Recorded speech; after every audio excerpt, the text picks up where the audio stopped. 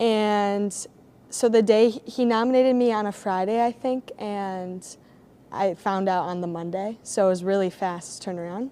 When he told me that he was going to nominate me, I felt excited. I knew who had been nominated, like especially from the cross country team, and I know he only nominates people he holds to his high standards. Which, if you're being held to Coach DeBrue's high standards, it's just an amazing thing already. So I was just excited, just like to know that he like categorized me with those people. When Coach DeBrue told me he was gonna nominate me, I chose to not tell my parents, just because I was waiting for the response, and I think sometimes my parents get a little too excited before something actually happens. But when I showed them the letter, my mom teared up a little bit, and it was just like a cool experience, just knowing that they're proud of me and what I've achieved.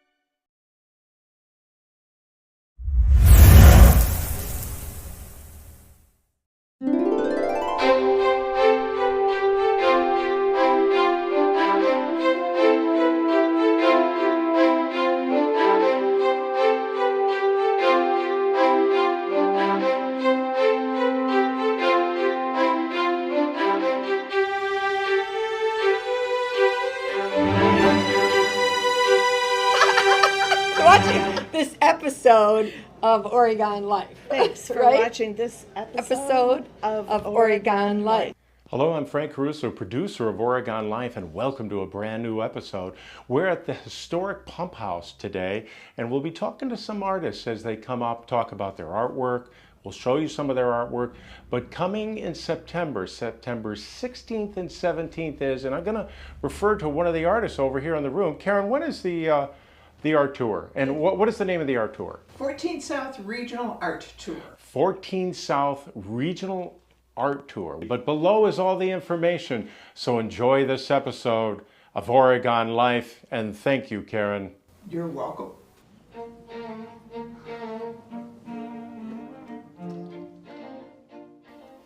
Hello, I'm Karen Callahan, member of 14 South Artists. I'm going to be participating in the upcoming tour. I do needle felting, and beadwork will be the mediums that I'm presenting at the location. Needle felting is a new medium for me. I had been doing the beadwork for quite a while and enjoyed that a great deal. And I call it beadwork rather than just jewelry because it includes more than that. I do make jewelry, but I also make beaded pens and bottle toppers, wine bottle toppers. So those are fun, and those will be available. But my new love is needle felting. I started about 3 years ago.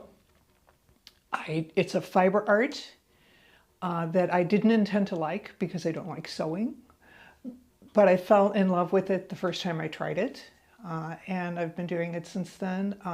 Do 3D sculptures and wall hangings and framed pieces as well. And needle felting is quite interesting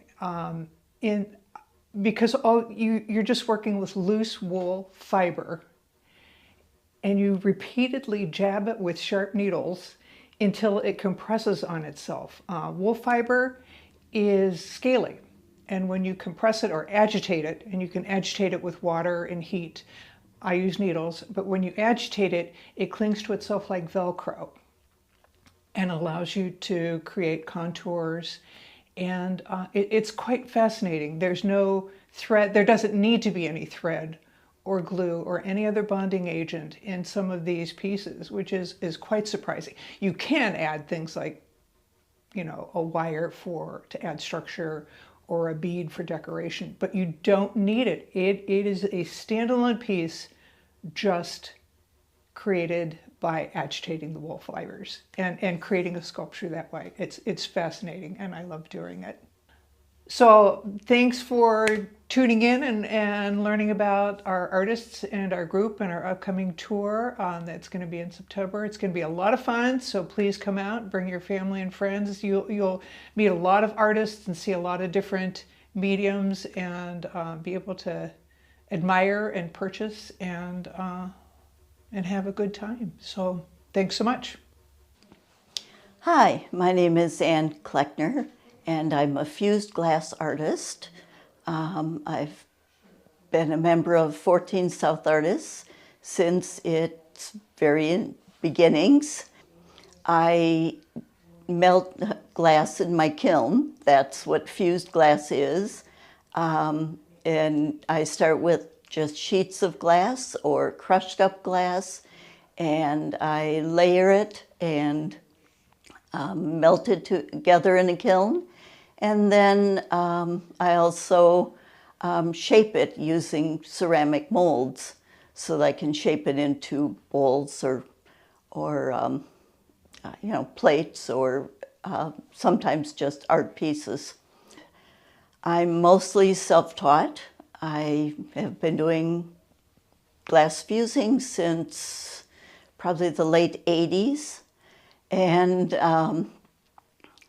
so mostly I have taught myself just by reading about it, and eventually I started taking classes to learn the way it's supposed to be done, as opposed to how I've figured out things on my own. It has given me a style that's different than other glass fusers. I grew up in the country and I live in the country now. Flowers and nature is important to me, and it shows up in my glass fusing frequently. I love how light illuminates things, and so when I discovered glass fusing, I thought, this is wonderful. It just, when light shines through the glass, it just makes it sparkle. And anyway, that's what intrigues me a lot about glass.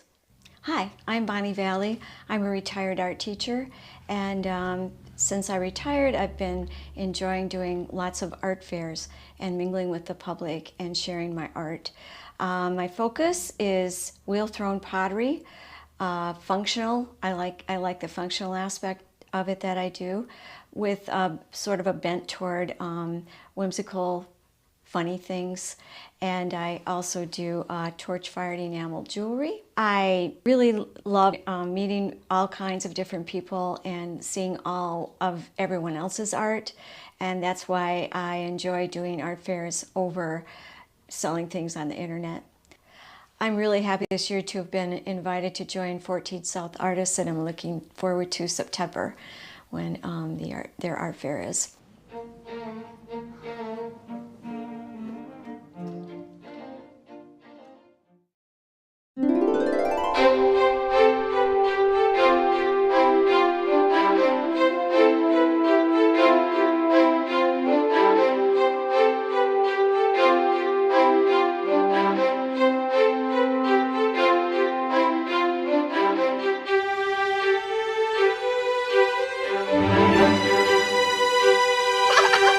Watching this episode of Oregon Life. Thanks for right? watching this episode of Oregon Life.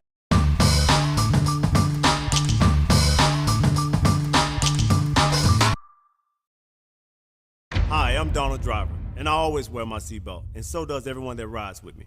Hey, I'm Brad from La Crosse, and I never wear a seatbelt. Well, that's unfortunate for Brad, because even a car crash at just 15 miles an hour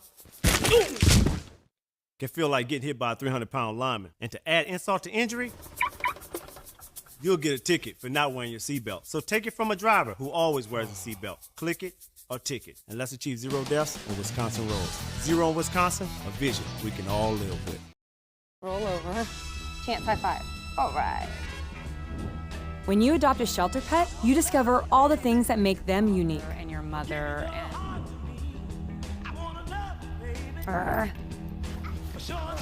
I am totally a hat person. Right, guys? Thanks for being honest.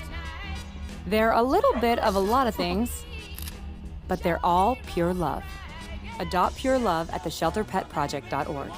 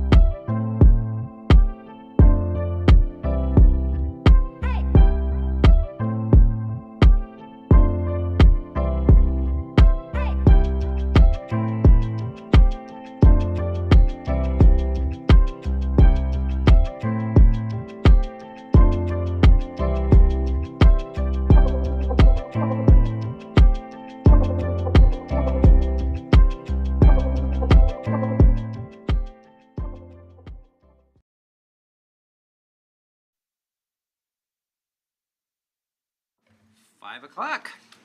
Let's call this meeting to order of the Park Board of the Village of Oregon. Let's call for a roll call. Knutson. Here. Dramatic pause. Herneman. Present. McDaniel. Here. Frisch. Here. Miller. Present. Jameson is not here. And Ruoti. I don't. Did I get it close? Yeah. Yeah, that was good. All right. Thank you. Let's go to item 3, approval of the December 12th meeting minutes. Those were all sent out in the packet, so that information is out there. Any questions or comments about the minutes? Can we have an action to approve them? So we got a motion, we got a second? I'll second it. Have any other further discussion about the minutes? All in favor, state by saying aye. Aye. Aye. Opposed, same sign. Any move. abstentions? Thank you, second. So moved. Wonderful. So we do have an opportunity, item 4 of the agenda, for public appearances. This allows the community to have any kind of comments that they may offer to the open meeting laws. We do limit length of time for about 3 minutes. And it doesn't necessarily mean the Park Board would entertain any discussion or anything further, only from clarifications. So does anybody like to speak with the Park Board? Hearing none, we'll move on to item 5. So move on to reports from the village staff. 5A, the Director of Public Works, the J.C. Community Park Phase 2 bid. All right, I get to be Public Works and Community Development today since Jeff is on vacation, but happy to share that our bids for J.C. Park, I'm in the agenda, so that's not going to go anywhere. So, there we go. Those came back actually on budget. One of the few projects in the last couple of years that has come back on budget or slightly under budget than what we expected. So that even includes still some contingency as well. So there were 3 different contracts for phase 2 of J.C. Park. And just as a reminder, this is the 4th ball diamond, baseball, softball diamond. There's additional playing fields, a playground area that includes both adult and children's equipment and kind of a pour-in-place accessible surfacing, maintenance building, and then some improvements to Stotts Field, that movable fence, and some new infield material. Also bases for future light poles, but not the light poles themselves. So there was 3 different contracts, A, B, and C, the whole site construction, the building for that public works storage, and then the site electrical. So we did have 3 different low bids from 3 different contractors.